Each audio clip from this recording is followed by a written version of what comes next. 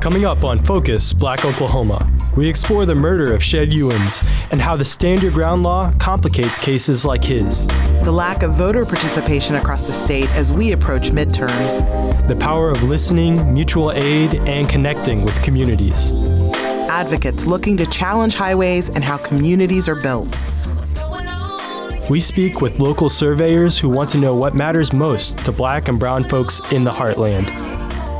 The fate of an education fund for descendants of the Tulsa Race Massacre that was put into place nearly 20 years ago. We'll connect the dots from Dragon Ball Z to NERD, exploring how Black nerds are gaining greater visibility and acceptance. And a wardrobe malfunction of epic proportions. All this and more on Focus Black Oklahoma. Focus Black Oklahoma is sponsored by the Black Church Traditions and African American Faith Life program at Phillips Seminary, offering a master's degree in social justice online and in person. Learn more at wherefaithleads.com.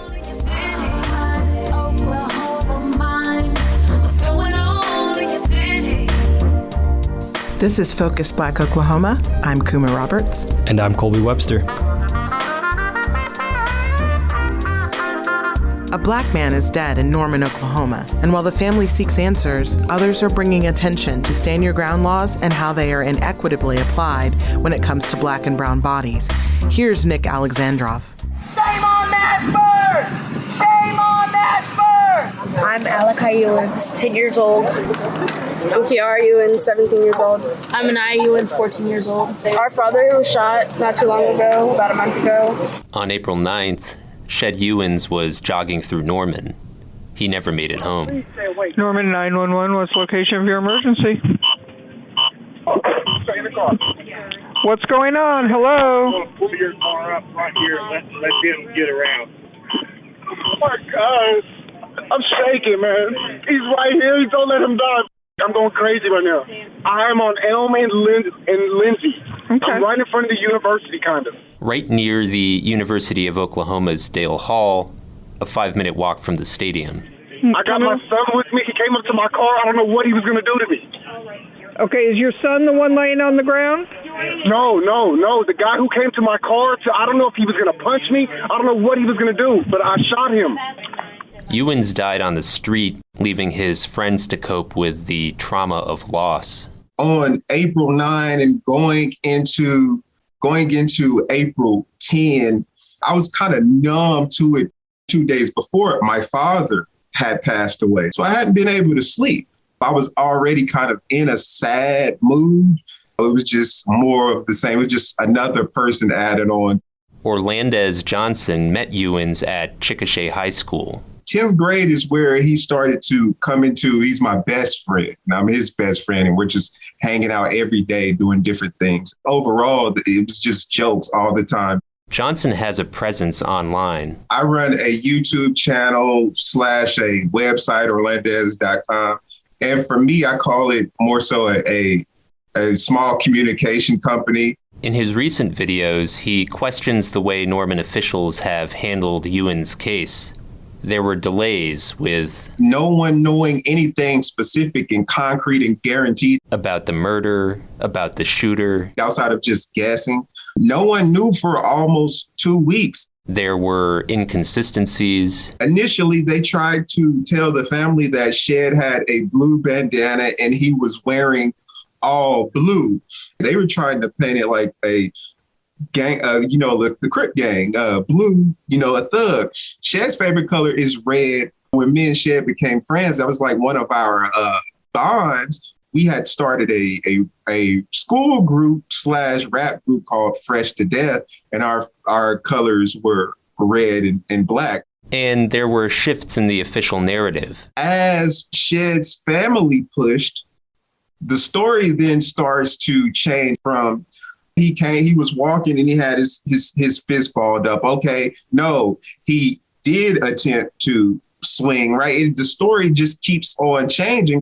It wasn't until April 27th, 2.5 weeks after the shooting, that Cleveland County District Attorney Greg Mashburn announced his findings. Now, this is an unfortunate situation that clearly falls within the Stand Your Ground statute. It's not even a close call. Caroline Light studies these laws. I'm trained as a United States historian, with my focus regionally being on the South and on patterns of immigration. And I work as the director of undergraduate studies and as a senior lecturer at Harvard. Her 2017 book, Stand Your Ground, A History of America's Love Affair with Lethal Self-Defense, looks at how these laws developed and how they're applied. What I'm seeing here is a massive double standard in the way that stand your ground laws are adjudicated, in spite of the phrasing and the framing that makes it seem like they are universally applicable to all, quote, law-abiding citizens. Black and brown people, and to some extent Indigenous people as well, are more likely to be positioned as a lethal threat or imagined as a threat, and yet excluded from the capacity to claim they were acting in self-defense reasonably. Light says some of the most notorious Stand Your Ground killings, like the 2012 Trayvon Martin shooting, remind her of historic patterns of lynching in our nation, where racial violence and racial terror was justified based on a need, an essential need for self-defense of white property and white safety.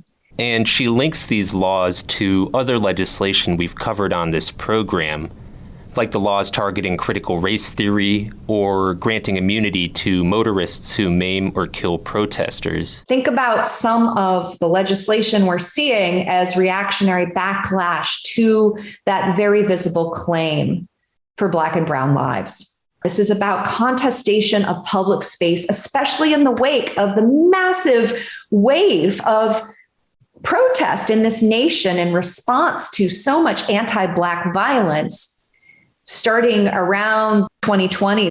On May 7th, that space was contested again.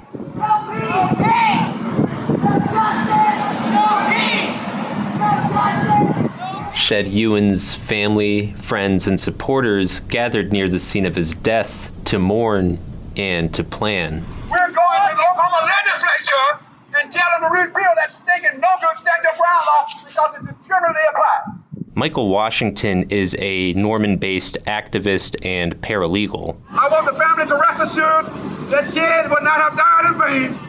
The family was there. Nicole Zagrati, Shed Ewan's ex-wife, spoke at the rally. Mashburn has treated the family like we're criminals because we want answers. Yes. He's leaving the children with, this was self-defense. We won't tell you who the shooter is. We won't tell you who killed your father. Just move on from here, and that's it. And that can't be the answers for the children. No. Anaya, Ewan's 14-year-old daughter, described what justice would look like for her. I just want to know who the guy is that killed my dad. I want to know why he did it. I want to know why the DA wouldn't tell us who he was. I want to know why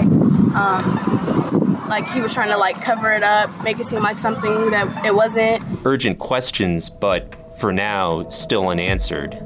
For Focus Black Oklahoma, I'm Nick Alexandrov in Norman.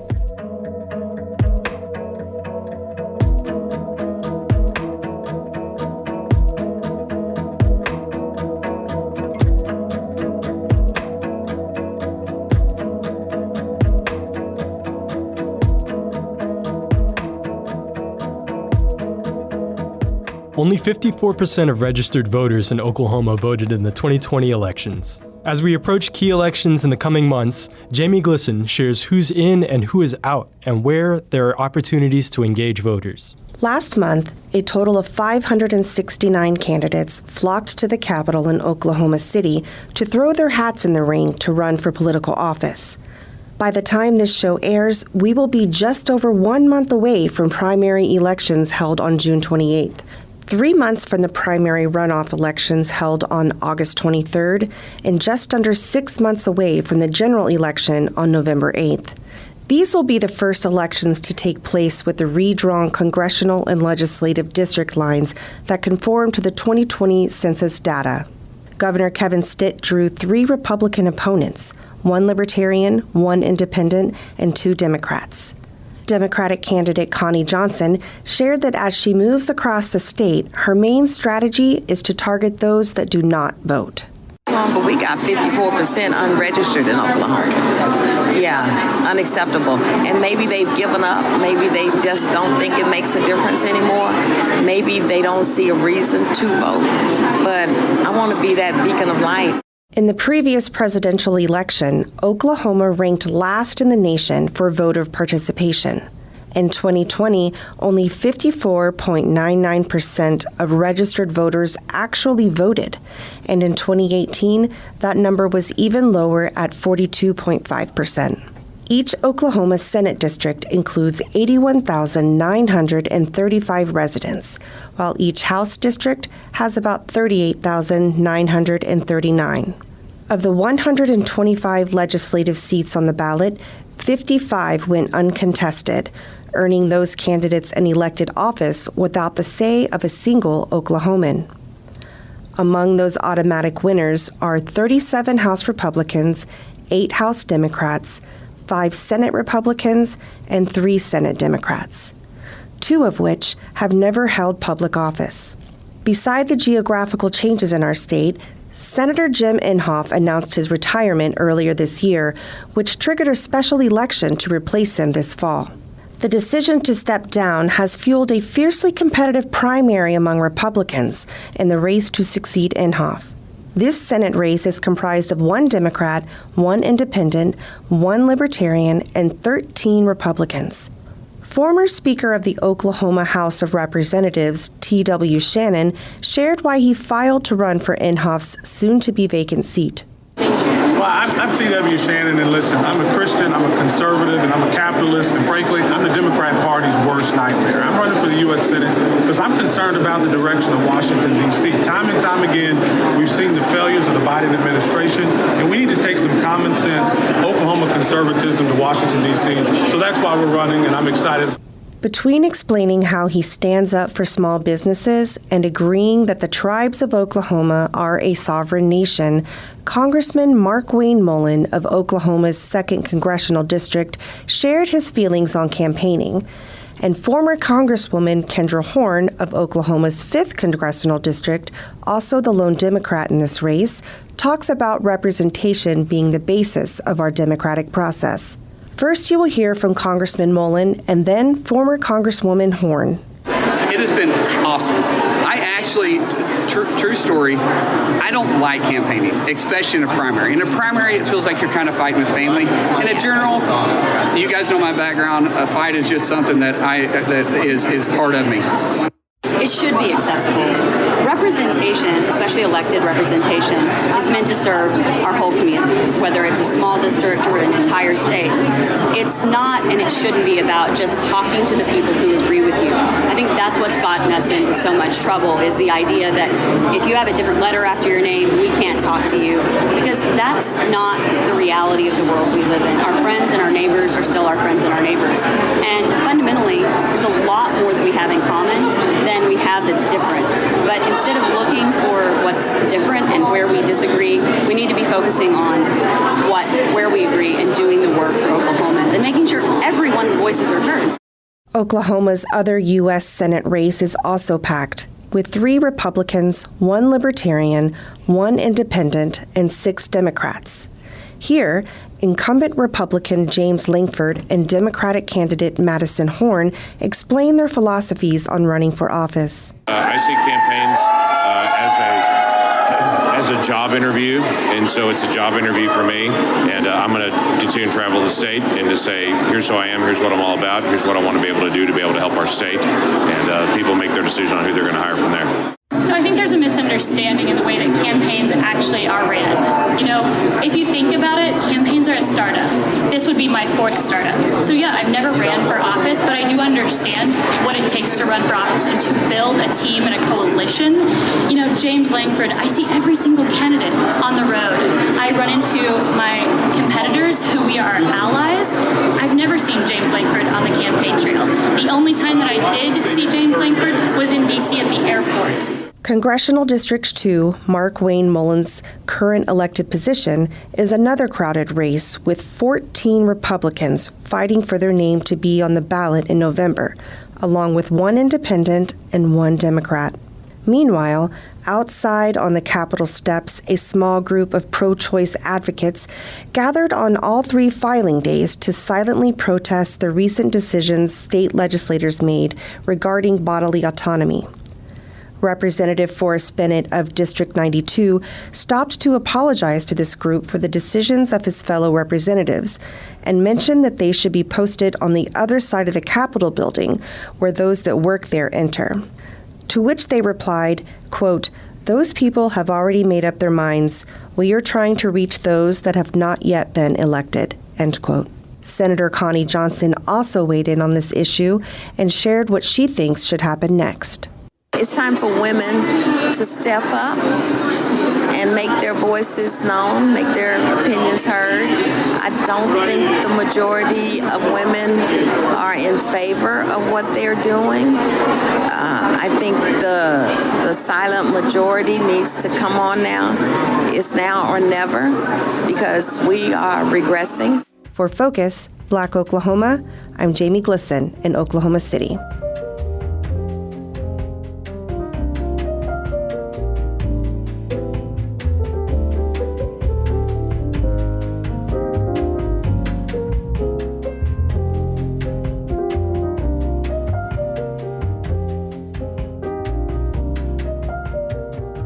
Next, we bring to the forefront the power of listening to our neighbors and connecting with our communities. Lydia Jeong highlights the simple process and profound results of communication. The act of canvassing typically is a method of promoting political candidates or selling items door to door. It looks like volunteers with branded logo shirts, buzzing doorbells with matching papers or merchandise in hand. But what does canvassing look like when the only objective is to ask for and listen to your opinions, needs, and concerns? The Terrence Crutcher Foundation in Tulsa continues to host community walks or canvassing events with the sole purpose of meeting, listening, and providing mutual aid to neighbors without a partisan stance. Brandon Warren is a current policy fellow for the Terrence Crutcher Foundation. He speaks to the foundation's purpose of community walks and the outcomes they strive for: a safer, heard, and better represented community. This is a specific initiative where we're here to build community. We're all about building community power and strengthening our community in order to affect real change that we want to see, and not only us as an organization, but the people. So what sets canvassing aside from the political or the sales aspect, in this context, Community Walks is here to really understand what issues are most important to you. We're actually there not to push something on somebody, but we're here to just listen and hear and take in and understand, what are the needs of a specific community? What are the needs of you directly? What can we assist you in? Is there another organization or entity that can help assist you in this thing? We want people to feel like they have the footing to feel represented in this city. Diamond Marshall is a previous policy fellow and consistently volunteers as a canvasser with the Terrence Crutcher Foundation. She shares her experiences of canvassing, specifically the multifaceted feelings that arise from this work. I met a bunch of people that were like-minded, very interested in working with Tulsa and the community and bridging the gaps between leaders and the people here, and all of that's super important to me. So I honestly walked away super inspired. I've seen the injustices and I've done the research and I know that things are possible. And so going out into the community and hearing these issues still not having been solved can be, I guess, for lack of a better word, negative. But the positive is that the Terrence Crutcher Foundation continues to go out and do this work. Diamond is driven and inspired by canvassers who stand with her and the direct mutual aid that is given. Long story short, we walk up to this old man and he tells us that his plants were stolen, and it was just this ordeal, and it was really sad because this is like this. Who steals plants? First of all, I felt really sad, but then as soon as I told that story to our group text when Dr. Crutcher was in it as well, Shada responds and says, "Doc wants to buy this man flowers, wants to replace what was lost. What's the address? What's the information?" And in that moment, my hope was restored because there's a leader organizing all of us in this movement to propel us forward, but also providing like remedies now. Christine Hadid also gives her time as a canvasser with the Terrence Crutcher Foundation. She highlights the underrated power of initiating conversations with neighbors and believes that these small steps are the key to building community and consensus towards solutions. I do live in Tulsa, but like most people, I tend to stay in my own little bubble of people that I know and the neighborhood where I live. And it's amazing just even getting out, a few miles away, how different a few streets over, a few blocks over, the lived experience can be. And so just in general, I was really surprised initially by how receptive a lot of people were and, just interested and appreciative of the fact that we were reaching out to them and building that connection. What I heard a lot was that there is a feeling of despair and despondency in general about the issues that our community is facing and just that our country is facing in general. I think a lot of people are overwhelmed and have a feeling of powerlessness and want to do something. They want to see, some kind of solution that they can be engaged in. But it's really hard when the problem seems so massive. And I think that the simple act of just literally going outside in your community and talking to people is such a small but powerful thing, because not only are we gaining information that we can use to build power and build grassroots engagements and advocacy, but through other people seeing our example of how simple advocacy can be, literally just going and knocking on your neighbor's door and getting to know them better, that is a step towards a solution. Both Christine and Diamond use their canvassing experiences as a means of redirecting discouragement and emotional hardship towards meaningful actions and change. First, we hear from Christine, then from Diamond. My family is actually dealing with some very serious issues related to just the need for criminal justice reform. And the sense of urgency that I had been feeling was just like, I can't wait 10 years for these laws to change. I can't make my only option for being involved in solutions to go to law school or to run for office. Those are really important things to do, and we need good people in those positions. But for me, I was just like, I have to do something right now. And I'm just so grateful that the Terrence Crutcher Foundation exists and has created these opportunities in this space for people to get involved in Tulsa in that way and to be part of making a difference. If you want to do the work, show up, because there's work to be done, and there are arms open to receive those people that are willing to get on the ground with us. The Terrence Crutcher Foundation hosts canvassing events once a month on Saturdays from 9:30 a.m. to 2:30 p.m. Meals, canvassing training, and t-shirts are provided. Follow their social media platforms at Terrence Crutcher Foundation or reach out to info@terrencecrutcherfoundation.org for more information.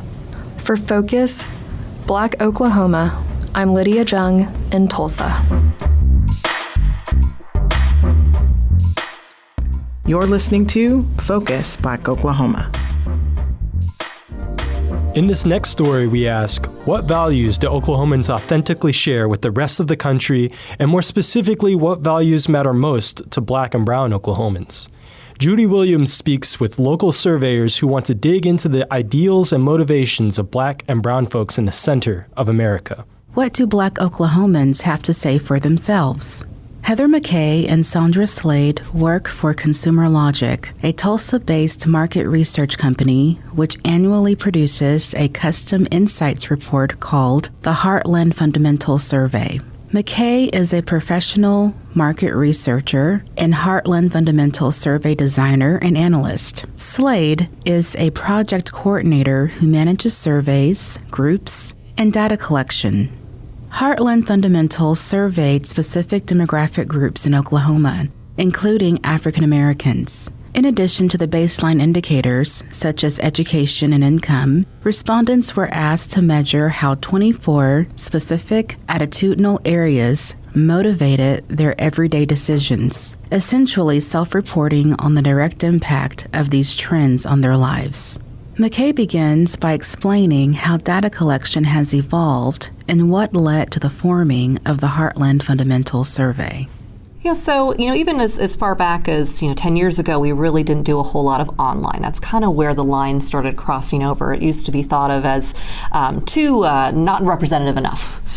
So telephone interviewing was heavily reliant, and that kind of goes into the story on why we started this particular survey, because a lot of those kind of classic research institutions, such as Pew Research, were still primarily focusing on phone calls for their data collection, and this was true in 2016, not too long ago, when we had so much information, we thought, about the election details in 2016, and especially in the springtime, which is when we started kind of thinking about, well, maybe we should start tracking this ourselves, because it felt like, especially out here in Tulsa, Oklahoma, in the center of the country, the dead center in the country, it seemed like there wasn't really a voice being represented from Middle America. McKay explains the underrepresentation of people of color in surveys as the basis for being intentionally inclusive in this survey. Because there were a lot of things that were going on that we were kind of concerned about in terms of lack of representation of different groups, particularly Native Americans and African Americans in Oklahoma. We have a lot of problems in terms of trying to engage and represent those voices. There's a variety of reasons for that, which we won't get into too deeply today, outside of what the data has told us. So for the last, now 6 years, we've have data for Oklahoma specifically, only Oklahoma residents, through this Heartland Fundamentals project, and we've learned a lot. We've learned quite a lot about, really what it means to be an Oklahoman, to live in the Heartland, and particularly what it means to be a person of color in this area. McKay speaks out about some of the trends that stood out in the 2020 and 2021 survey results, starting with the values of authenticity and hard work. When I say the true to myself metric, the authenticity, it doesn't matter if people like me or not, I will always be true to who I am. Right? So you gotta have some kind of consequence there. And we found that African American community members here in Oklahoma especially over-index on this factor. 87% agree strongly with that sentiment versus only 72% of the rest of the population. So that's kind of our first window into, okay, there's a key difference here in terms of how African Americans are thinking about their community, representing in an authentic way, being true to myself. And right behind that one, in terms of kind of those big metrics, is the value of hard work. So, I don't want any handouts. I'm going to be doing, everything I can to support myself, my family. And this one's really kind of in line with the general population. This one is not a big distinction. It's a core value of Middle America. She goes on to discuss attitudes regarding safety, especially in the aftermath of the pandemic, extrajudicial violence, and increased public racist rhetoric. So we see more that African Americans start retreating, more so than in the previous years, where safety is a big issue. Safety becomes much more prominent as well among African Americans, significantly more so than the rest of the population. She speaks about the emerging importance of self-care in the African American community. So we have this me, myself, care, and I as the metric, and it says taking good care of my body and mind is the most important thing I can do to have a quality life. And that's something that also over-indexes tremendously among African Americans in Oklahoma. It's 61% agree strongly with that statement, say that describes me very well, versus only 42% of the rest of the population. And she highlights an interesting trend on technology use among older African American Oklahomans. 45% of African Americans living in Oklahoma strongly agree with that statement. They want to have the latest and greatest technology. They want to see it. They want to have it in their homes. They want to have it in their hands. Versus only 33% of the rest of the population. McKay believes this makes sense in the larger cultural context of the previous trends mentioned. African Americans want to have access to tools that can help them stay informed, stay safe, and manage their households efficiently. Sandra Slade remarks on the natural mistrust of data collection in the African American community and her role in healing that mistrust. I mean, I know for, as an African American woman, data collection is something a lot of people are worried about because we base it on the Tuskegee experiment. We base it on Henrietta Lacks, data that's being collected and used against and not for us. In regards to consumer logic research, my job is to actually get our voices heard, get our needs heard in regards to the companies that we deal with. So I get the distrust, so my part is to bridge that understanding of why the data is needed and why it's important for our voices to be heard. It's helpful, very helpful to get to the real issues, to get to the real information and how to improve, how to change things, and to see what's going on. For Focus, Black Oklahoma, I'm Juddie Williams in Tulsa.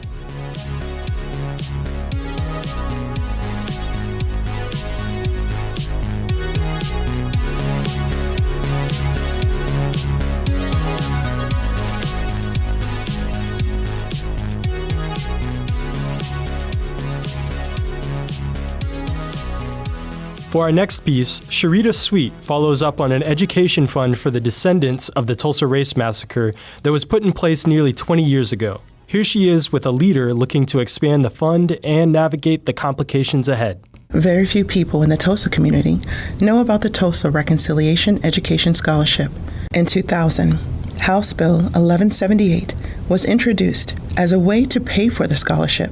House Bill 1178 was originally authored by Representative Don Ross and Senator Maxine Horner, and it was based on the recommendations of the Tulsa Race Riot Commission report. The report is a 200-page document that offered several recommendations, including compensation to victims, building a museum, educational efforts in terms of advancing generations as it relates to scholarships, and others. That's how it started, and originally it was a House Bill 1178. Regina Goodwin is the state representative for House District 73. Her district includes Tulsa and the Greenwood community. The next year, it became House Bill 2238. And what was significant between those two changes is Representative Ross had talked about 300 students minimum receiving a scholarship each year.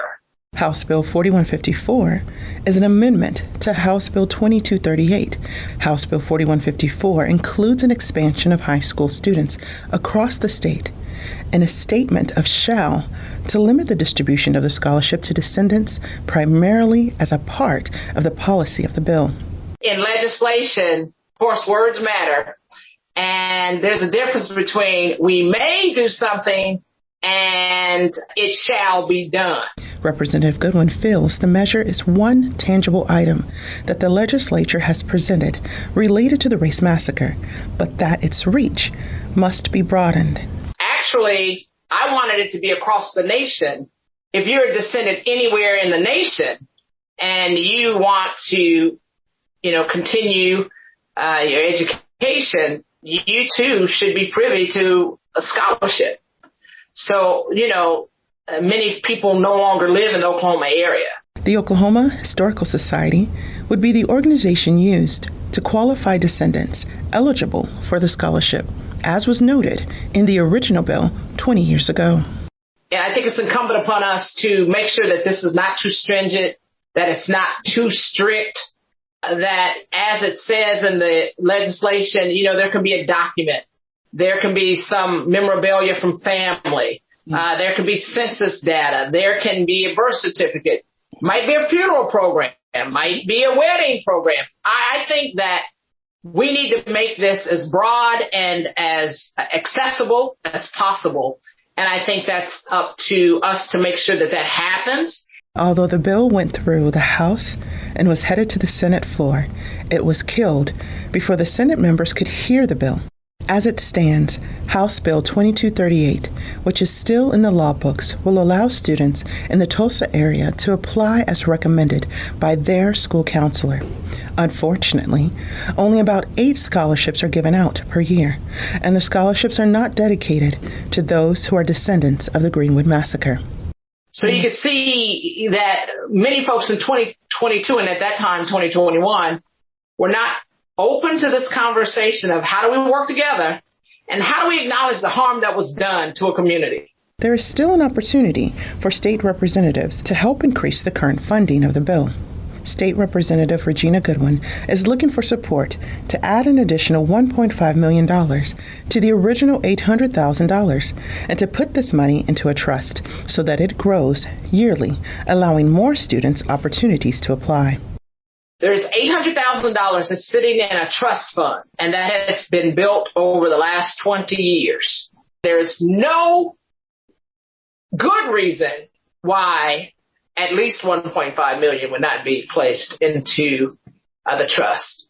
If you know of any Oklahoma high school seniors, including those attending a career technical school, you can send a list of names to Representative Goodwin at regina.goodwin@okhouse.gov. For Focus Black Oklahoma, I'm Sharita Sweet in Tulsa. You're listening to Focus Black Oklahoma. As climate change continues to bear down upon the western United States, historic wildfires have wreaked havoc upon the lives of many in western Oklahoma and numerous other states.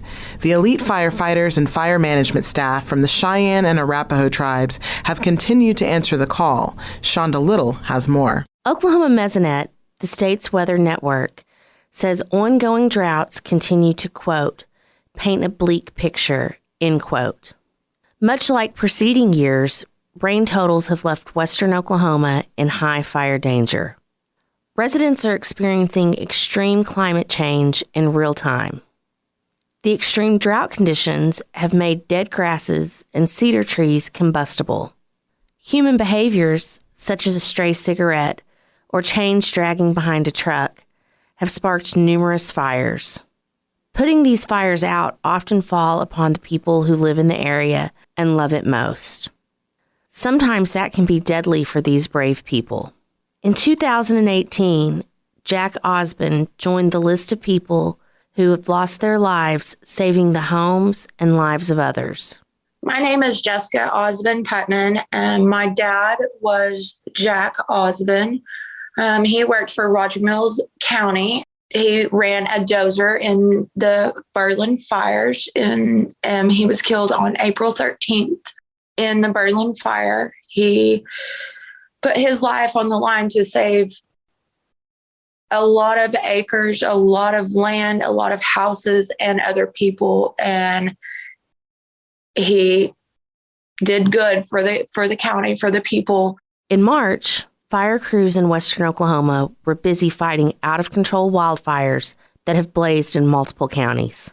The Oklahoma Forestry Department estimates that 37,662 acres were burned in Durham, located just south of the Antelope Hills in Roger Mills County in far western Oklahoma. Durham is approximately 5 miles west of the Texas Panhandle.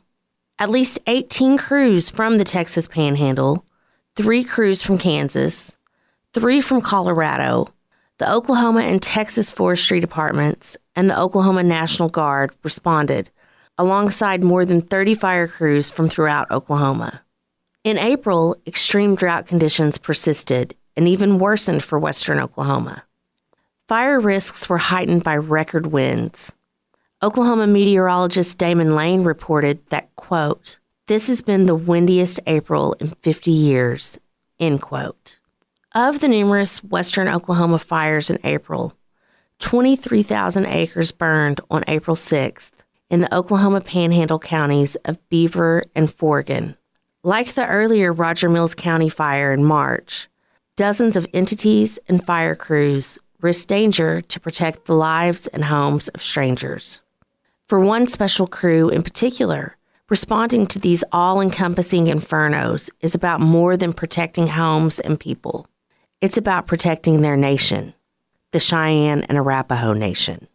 Headquartered in Concho, the Cheyenne and Arapaho's tribal jurisdiction encompasses Beckham, Blaine, Canadian, Custer, Dewey, Ellis, Kingfisher, Roger Mills, and Washita counties.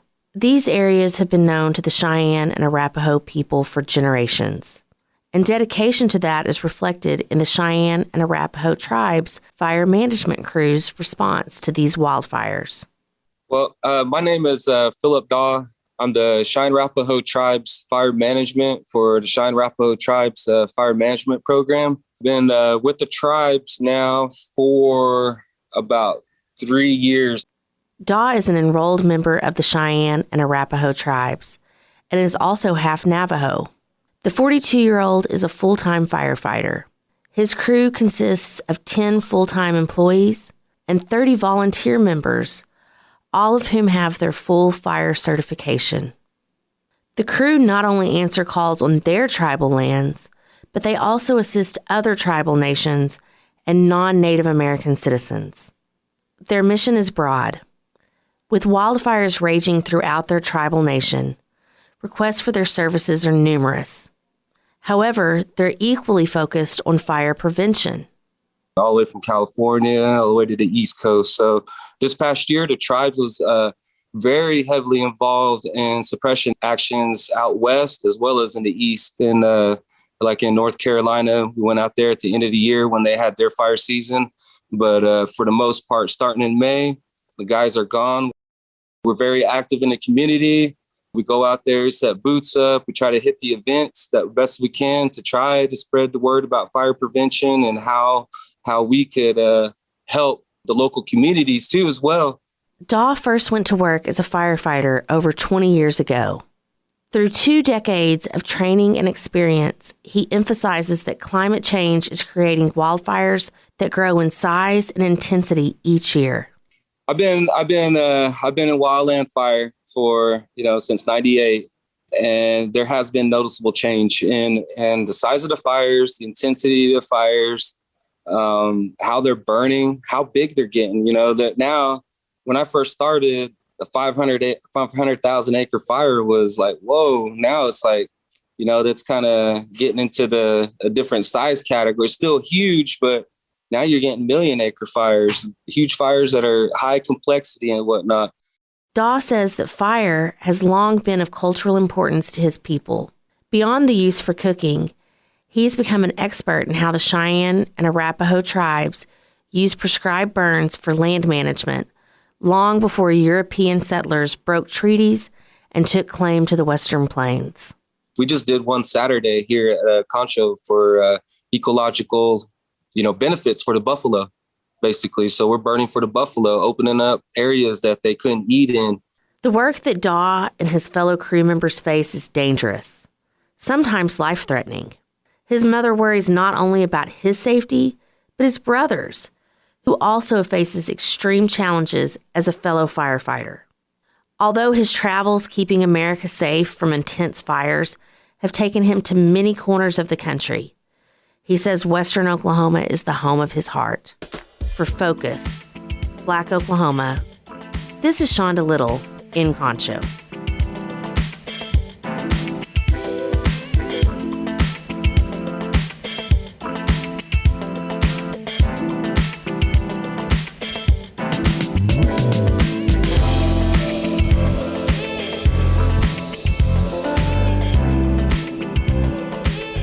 Even when you look your best, no one knows when a wardrobe malfunction is going to strike. Michelle Cullum shares a funny tale about a bathroom wrestling match that you'll never forget.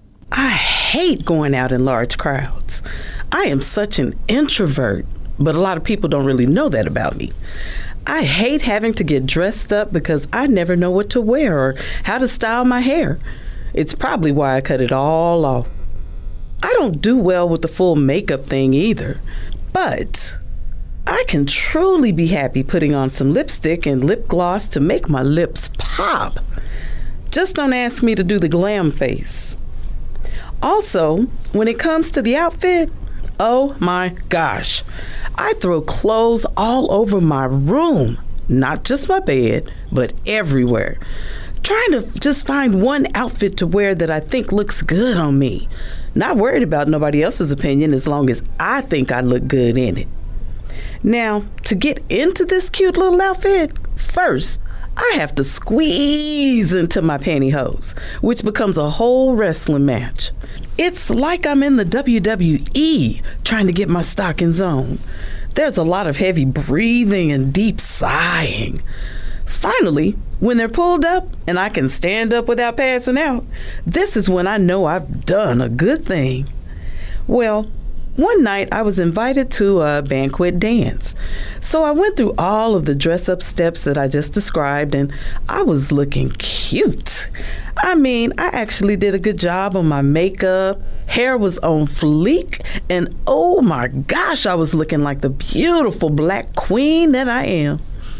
I put my heels on and slid my hands down my hips while admiring my beautiful self and my curves. I was looking good in the mirror. I go to the venue and have a seat in the banquet hall. They served us a delicious dinner and the food was amazing. When I finished with my dinner, as they were cleaning up and trying to set up for the dance, for some reason I decided to go to the powder room.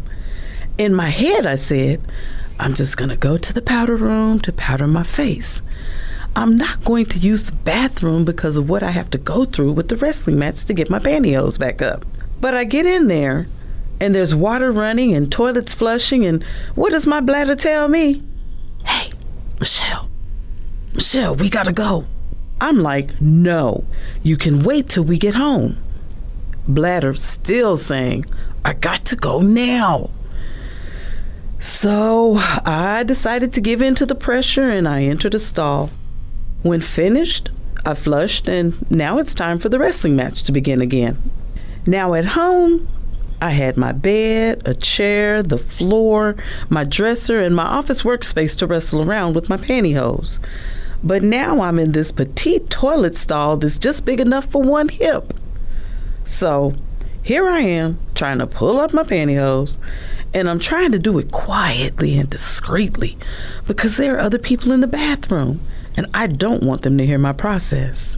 Well, I bumped into the wall a couple of times, sat on the toilet paper roll, and even sat on the disposables box. I did everything but sit on the toilet seat. I was not going to do that as I was pulling up my pantyhose. Well, I get the pantyhose up and I let out a deep breath, wipe my brow, and then I proceed to pull my dress down and go to the sink to wash my hands. When finished, I took one last look at myself, ran my hands down my hips, and I walked out the door. As I'm walking across the hallway, I can see people looking and whispering to each other and kind of leaning in while looking at me and then leaning to the side to look at the back of my dress. I'm thinking my hips must be booming tonight.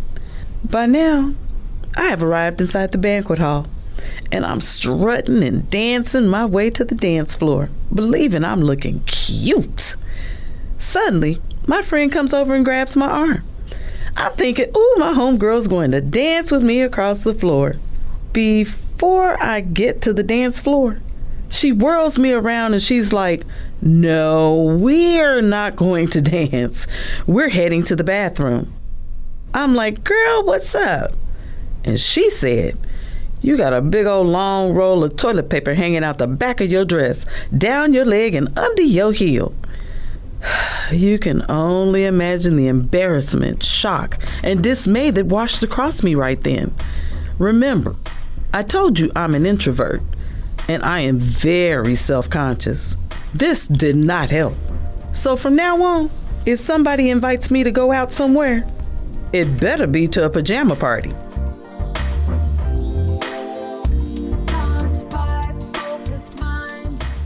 The month of May was chosen for Asian American Pacific Islander Heritage Month because it commemorates the immigration of the first Japanese people to the United States on May 7, 1843.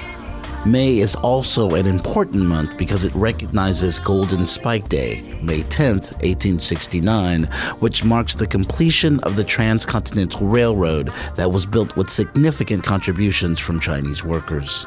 Asian Americans and Pacific Islanders have furthered many facets of culture and society in the United States, including science and medicine, literature and art, sports and recreation, government and politics, and activism and law. According to the Federal Asian Pacific American Council, the theme for AAPI Heritage Month 2022 is advancing leaders through collaboration, with the goal of encouraging local and national governments to prioritize collaboration, development, diversity, transparency, and inclusion through leadership training of AAPI people. AAPI Heritage Month 2022 also commemorates the victims of the 2021 Atlanta spa shootings, along with all other Asian Americans and Pacific Islanders who have been harmed or lost to anti-Asian violence during the pandemic and throughout history. Tri-City Collective stands in solidarity with the Asian American and Pacific Islander communities locally and nationally to work hand in hand to build possibilities and conquer hate. Focus Black Oklahoma is produced in partnership with KOSU Radio, Tulsa Artist Fellowship, and Tri-City Collective. Additional support is provided by the George Kaiser Family Foundation and the Charles and Lynn Schusterman Family Philanthropies. Our theme music is by Moffat Music. Focus Black Oklahoma's executive producers are Quresh Ali Lansna and Bracken Clark. Our associate producers are Nick Alexandrov and Vanessa Gaona. Our production intern is Smriti Iyengar. Visit us online at kosu.org, tricitycollective.com/FocusBlackOklahoma, and YouTube at Tri-City Collective. You can follow us on Instagram and Twitter at FocusBlackOK. You can hear Focus Black Oklahoma on demand for free at kosu.org, NPR One, NPR.org, or wherever you get your podcasts. Did you know KOSU accepts vehicles as a form of support? You get a tax deduction, and we'll take care of the rest. Visit kosu.org or call 855-277-2346.